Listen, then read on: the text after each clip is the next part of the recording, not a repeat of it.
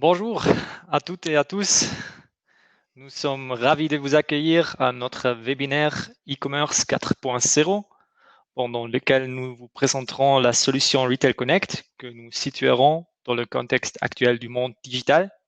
Je me présente, je m'appelle Fabio Guéric, je travaille comme coordinateur de vente pour la région de l'Europe du Nord-Ouest. Ici, je reste le modérateur de ce webinaire tandis que mon collègue Vite, qui est sur le point de se présenter de son côté, va vous accompagner le long de notre présentation. Avant de commencer, quelques rappels techniques. Vous serez en mode silencieux pendant le webinaire. Cependant, vous pourrez poser vos questions via le bouton Chat participant. Une sélection des questions sera répondue lors du webinaire ou à la fin de celui-ci, dépendamment du temps restant. Si vous n'obtenez pas votre réponse aujourd'hui, nous vous invitons à revenir vers nous en dehors de ce webinaire. Nous serons ravis de vous apporter nos réponses ultérieurement. Bien, je laisse désormais la parole à mon collègue Vite. Madame, Monsieur, bonjour. Je me présente, Vít Kawé-Kowalowski, responsable du marché français chez Nextmart.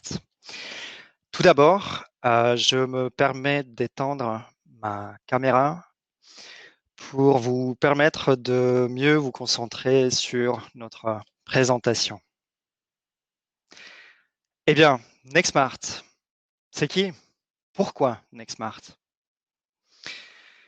Nextmart est principalement actif dans les secteurs de quincaillerie, outillage et fournitures industrielles, également dans la filière du bâtiment et de la construction, et en partie dans les secteurs électriques et sanitaires.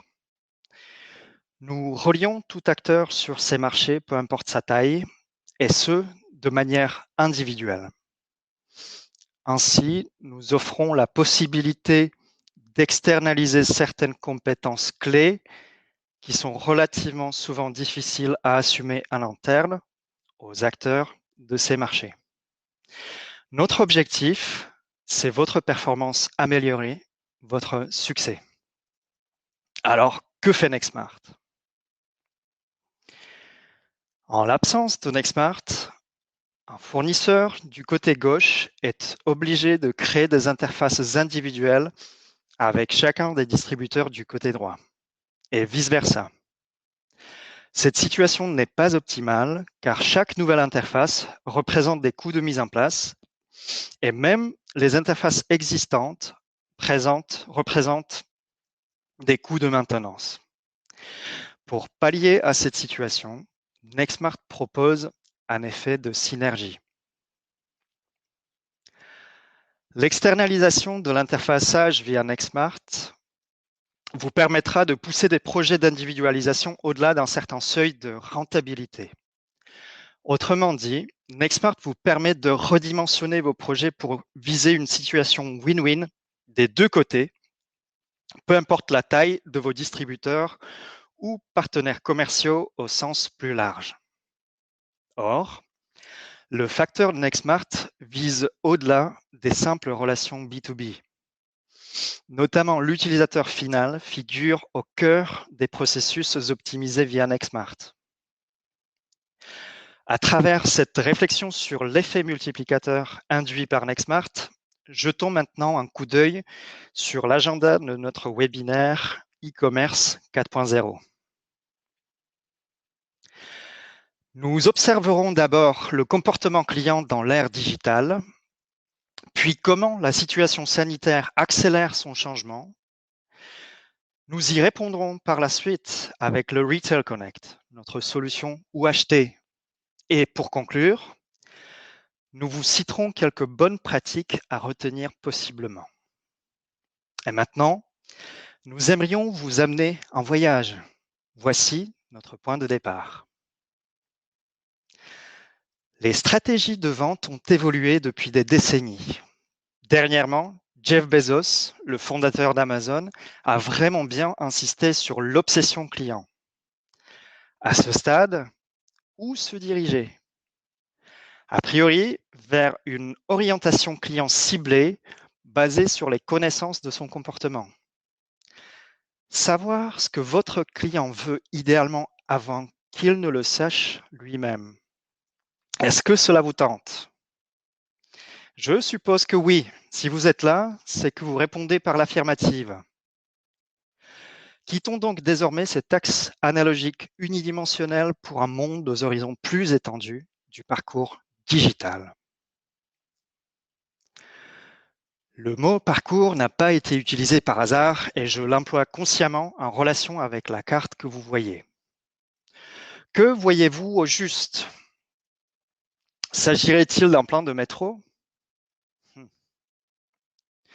En fait, cette carte-ci illustre la situation d'aujourd'hui où un client peut utiliser une multitude de points de contact ou touchpoints, si tu préfères, Fabio, pour entrer en interaction avec votre marque et vos produits. Son parcours peut différer de celui d'un autre client. En effet, vos clients naviguent de manière diverses et variées. Maintenant, comment font-ils pour se renseigner sur vos produits et pour se les procurer?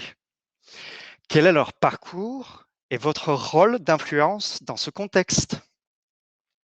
Êtes-vous le bon guide dans leur parcours?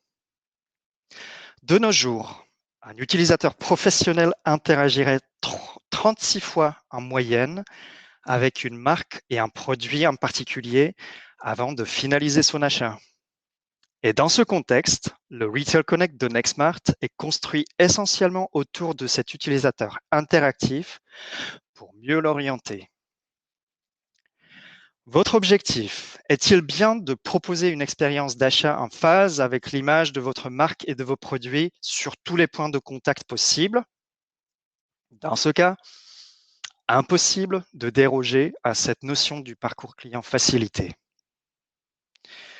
Or, le défi à prendre en considération aujourd'hui, c'est l'expérience client déjà bien affinée, c'est-à-dire les attentes d'un client digital qui met la barre déjà très haute.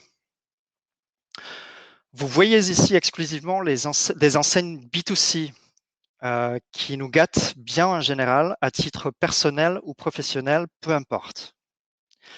Nous, en tant que consommateurs, recherchons au moins le même niveau de confort dans toutes nos expériences d'achat futures sans vouloir faire de compromis. Dans ce contexte précis, votre site web est-il à la hauteur?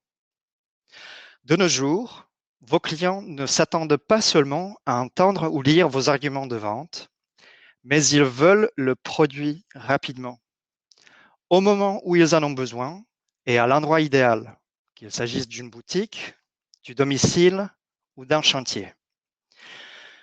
Que doit-on donc considérer pour satisfaire aux besoins d'un client digital? Premièrement, l'expérience client, car son vécu conditionne ses attentes au présent et au futur. Ensuite, l'optimisation du parcours client doit en tenir compte. Et enfin, la case, à mon sens, la plus essentielle se trouve à droite, car attendre peut devenir critique. Les clients sont déjà présents en ligne. En attendant, vous risquez de vous couper d'eux, alors qu'en réalité, les entreprises en France tendraient de plus en plus vers un vrai engagement digital, surtout en 2020, dans le contexte du Covid-19. Effectivement, vers un engagement digital pour améliorer l'expérience client, pour mieux comprendre ses besoins, pour le fidéliser, bref, pour mieux nouer et garder le contact avec lui. Vous avez encore un doute sur la nécessité de vous y consacrer aujourd'hui? Regardons quelques chiffres basés sur des études et des rapports récents. Le rapport Twilio, questionnant à peu près 2500 décideurs dans le secteur privé, indique notamment le chiffre 6,7. Cela signifie que la plupart des entreprises en France n'attendent plus l'année 2026 ou 2027, mais prennent leur conception et réalisation des stratégies de communication digitale déjà très au sérieux. Dans le même temps, le nombre de points de contact, ou canaux de communication si vous préférez, augmente de 3,6 par entreprise. Souvenez-vous de la carte plus haut. Elle révèle désormais une complexité presque 4 fois plus importante qu'avant le Covid-19. Idéalement, c'est donc maintenant qu'il faudrait repenser la stratégie digitale et agir. Voyons pourquoi. Voici un aperçu du comportement consommateur lors du confinement imposé par le gouvernement entre la mi-mars et la mi-mai. Notez surtout à quel point la recherche en ligne ainsi que la disponibilité des produits devient importante.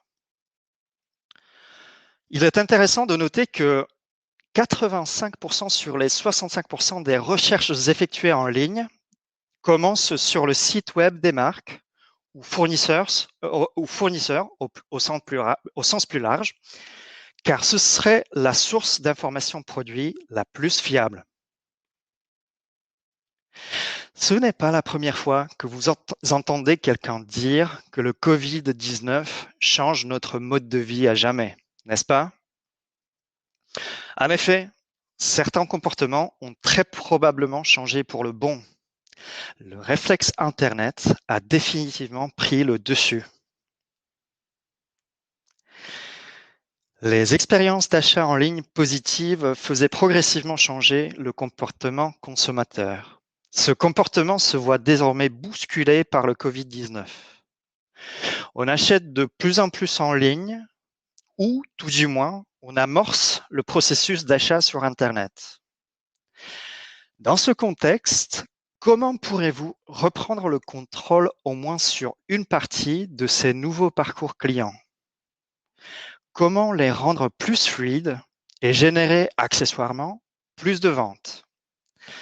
La réponse de Nextmart à cette problématique, c'est le Retail Connect, une solution où acheter, et voici comment elle fonctionne. Un intéressé se renseigne sur un ou plusieurs produits sur le site web d'une marque. Dès que vous intégrez le bouton « Où acheter »,« Acheter en ligne »,« Acheter maintenant » sur vos fiches produits en ligne, l'intéressé utilisera ce bouton pour être aiguillé vers des marchands en ligne, voire des magasins physiques des distributeurs agréés par vous-même.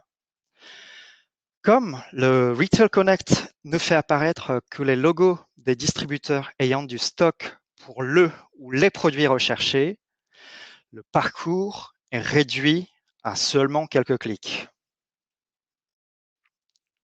Presque instantanément, l'internaute trouve où commander, sinon où réserver les produits de son choix, et il est certain de pouvoir les récupérer rapidement.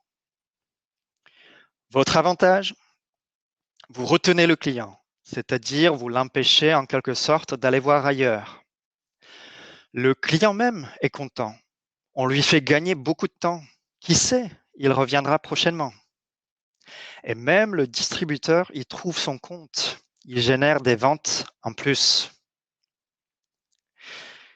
Fabio, est-ce que ton comportement a changé depuis que la crise sanitaire a éclaté? Oui, effectivement. Je ne pense jamais faire mes courses alimentaires en ligne, mais surtout pendant la période de crise, lorsque j'achète en ligne, je souhaite être livré d'ici 24 ou 48 heures maximum. Je crois que c'est le moment de vous montrer comment mettre le Retail Connect en place et quels avantages en tirer. Je vous propose d'étudier un cas concret, celui de Facom, via une démonstration en ligne. Mais voyons d'abord les objectifs que Facom s'est fixés avant la mise en place de la solution. Premièrement, guider un visiteur de son site jusqu'à la vente, ne plus le laisser partir. Et ensuite, mieux connaître ses clients, leur comportement et leur parcours en ligne. En général, quels sont les principaux points de départ en ligne pour un client lambda qui cherche un produit? À mon sens, il existe majoritairement 3 options pour la recherche produit qu'un internaute effectue en ligne. Il peut certainement se rendre chez Amazon. Or, comme vous le voyez, cela vous fait souvent perdre le client car c'est plutôt Amazon qui décide ce que l'internaute va acheter. L'internaute peut se rendre également sur un moteur de recherche qui lui propose une panoplie de choix. Vous voyez ici un exemple de Google où d'ailleurs Facom apparaît en 4e position. Malgré ce référencement naturel soigné, Facom ne contrôle pas vraiment le parcours client et n'a pas vraiment de certitude qu'un achat soit finalisé en son honneur. Heureusement, comme précédemment avisé, une 3e option existe, notamment pour une marque forte. Son propre site web peut parfaitement devenir le point de départ. Dans ce dernier cas de figure, c'est vous qui décidez chez qui le prospect finalisera sa commande. Regardez bien le bouton « Acheter en ligne ». Lorsqu'on clique dessus, une liste de distributeurs apparaît. Hormis le fait qu'ils ont tous le produit en stock et que lorsque je clique sur ma sélection, je suis redirigé directement sur la page produit chez le distributeur choisi où je peux parfaitement finaliser ma commande via le procédé classique. Il s'agit, en cas de ces distributeurs, de ceux que Facom agrée pour ce service et qu'il promeut. En contrepartie, une coopération améliorée et une loyauté renforcée envers Facom est généralement au rendez-vous. D'où ma question. Laisserez-vous dorénavant le job à Amazon ou à un moteur de recherche ou est-ce que c'est vous qui reprendrez désormais le contrôle? Le bon choix présente quelques avantages. Les voici. Fabio, vite, tu le sais, je suis suisse. Je base donc mes réflexions toujours sur des calculs. Si un fabricant adopte Retail Connect, est-ce qu'il peut accéder aux statistiques d'utilisation? En effet, Fabio, nous proposons un outil poussé, le Google Analytics, qui permet non seulement de suivre les redirections, mais également de mesurer le taux de conversion auprès de chaque revendeur affilié. Au fait, le taux de conversion peut monter jusqu'à 9% grâce au trafic hautement qualifié, redirigé par le biais du Retail Connect depuis le site web d'une marque. C'est assez bluffant. Surtout que la moyenne sur Internet avoisine la peine 2%. Bref, on dirait qu'avec ces données, je pourrais calculer mon ROI assez rapidement. Tout à fait, Fabio. Et il y a encore un effet indirect qui s'ajoute aux avantages que tout le monde voit ici. C'est que le Retail Connect contribue à l'optimisation du référencement naturel chez Facom. Du coup, non seulement Facom a adopté la solution, également Fisher, Metabo et Baco sont déjà en ligne avec celle-ci, tandis que Bosch et Saint-Gobain Abrasif sont en train de la lancer. Très bien. Vite, tu nous parles des touchpoints et des canaux pour interagir avec tes clients. Le Retail Connect se limite à ce qu'on vient de voir où il offre un peu plus. Effectivement, Fabio, le Retail Connect ne s'arrête pas là.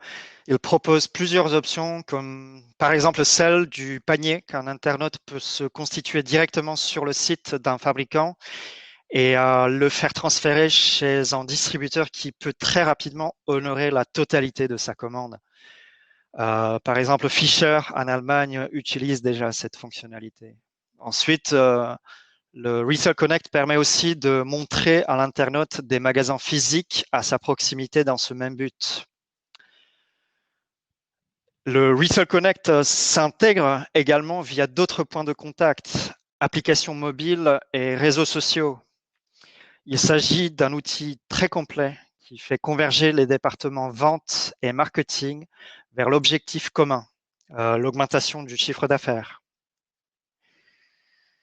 Nextmart en assure des extensions, non seulement par canal ou par point de contact, une extension par pays ou par région géographique, et du coup, l'augmentation additionnelle du chiffre d'affaires reste parfaitement envisageable à l'international avec Nextmart.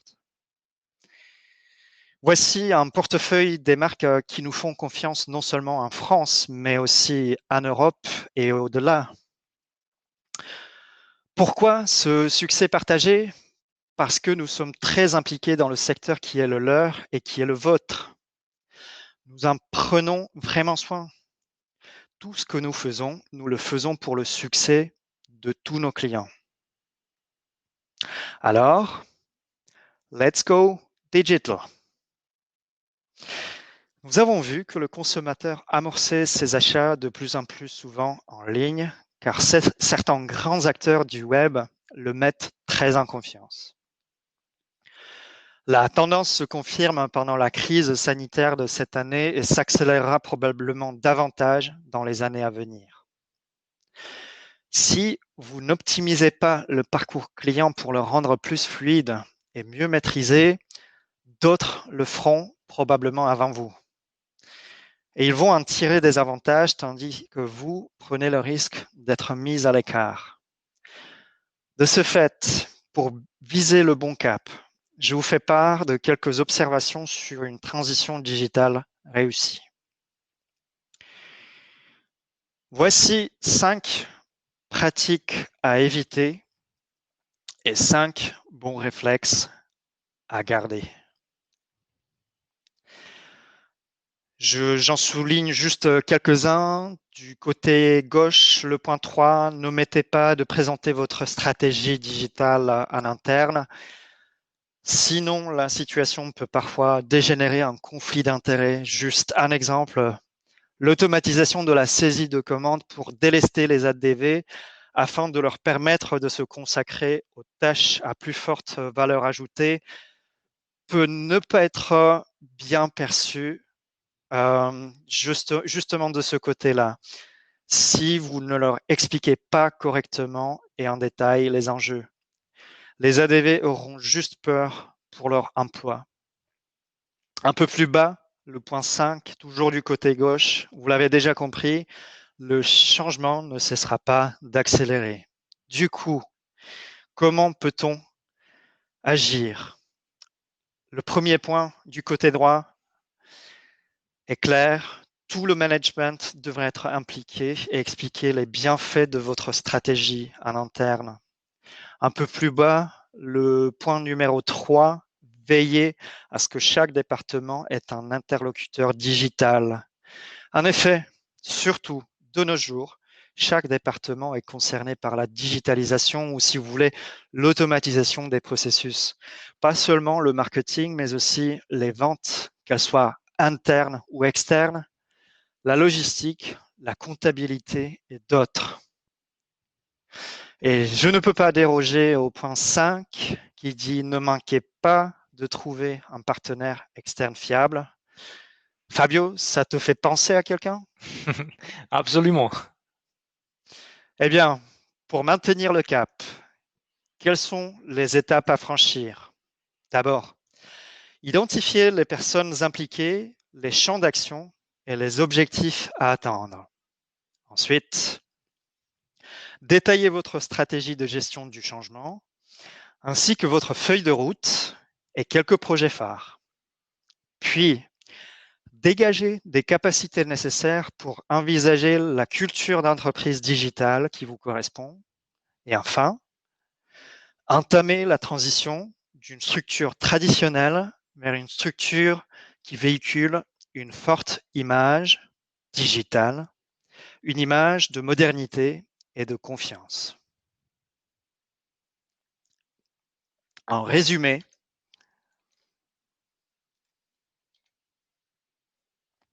le online importe beaucoup aujourd'hui. Vos clients potentiels sont déjà en train d'y surfer et d'y effectuer leurs recherches. L'optimisation de l'expérience client ne s'arrête jamais. Le Retail Connect est un excellent outil à intégrer dans votre e-catalogue pour rendre le parcours client fluide et pour augmenter votre chiffre d'affaires. Vous comprenez désormais que l'inaction ou une action trop lente est fortement déconseillée, surtout de nos jours. Alors pourquoi tarder à mettre le Retail Connect, une solution UHT très pointue, en place pour vous-même, pour vos distributeurs et surtout pour les utilisateurs de vos produits. Sur ce, je te rends, Fabio, la parole tout en remerciant les participants et les spectateurs. J'espère que ce mini-voyage vous a plu. Merci beaucoup, Vite. Et maintenant, nous avons quelques questions de nos participants. Un de nos participants se demande, lorsqu'on met Retail Connect en place, contribue-t-on à la guerre de prix? Non, je pense pas. Alors, il y a deux manières d'intégrer le Retail Connect sur un site fabricant. On peut effectivement faire afficher les logos des distributeurs qui ont le produit en stock sans faire apparaître les prix qu'ils pratiquent pour le ou les produits recherchés. Sinon, on peut effectivement jusqu'à l'affichage des prix. Mais aujourd'hui, tu sais, j'étais en train de te montrer la situation sur Google. L'information est déjà disponible assez facilement en ligne. Ici sur Google, j'ai tout un listing de revendeurs qui vendent le produit recherché. Du coup, je ne pense pas que Retail Connect aille beaucoup trop loin. Justement, au contraire, on essaye plutôt de miser sur la disponibilité, entre guillemets, au détriment des prix. D'accord. Nous avons aussi une question assez intéressante.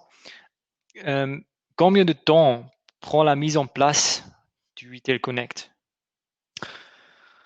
Alors, ça dépend. Ça dépend de la rapidité avec laquelle réagit le fournisseur ou la marque même, c'est-à-dire est-ce qu'on peut avancer assez rapidement dans le bon sens. Cela dépend beaucoup et grandement de la réactivité des distributeurs présélectionnés par la marque ou par le fabricant pour le service aussi. Parce que je pense que idéalement, il faut que 2 ou 3 au minimum soient prêts à accompagner la marque pour la mise en ligne ou pendant la mise en ligne. Et ça dépend également du nombre de projets dans les tuyaux chez Nextmart.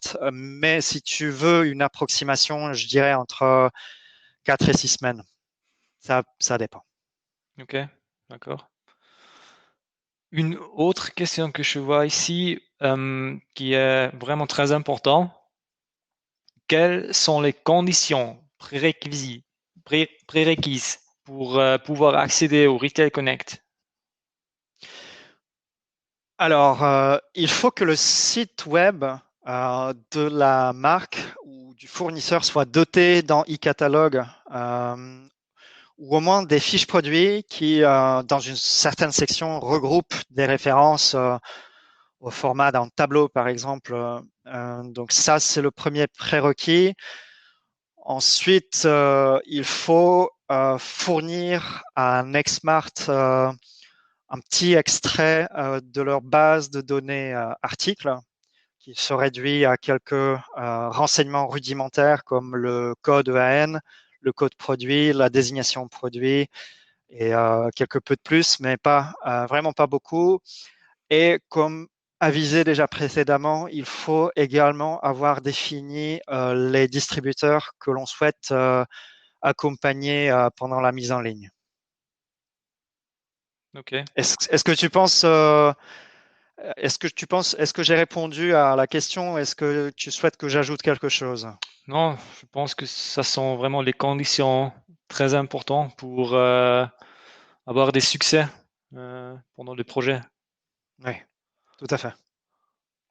Donc, je vois que nous n'avons pas plus de questions jusqu'à ce moment-là.